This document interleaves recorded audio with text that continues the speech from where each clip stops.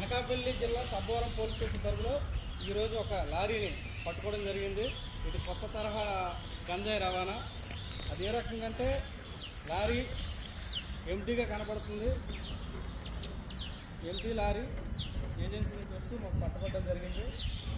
దానిలో భాగంగా సబ్బవరం పోలీసులు పట్టుకున్న లారీలో క్యాబన్లు వెతగ్గా కొత్త తరహా క్యాబన్లు 2 రకాలుగా తయారు చేశారు.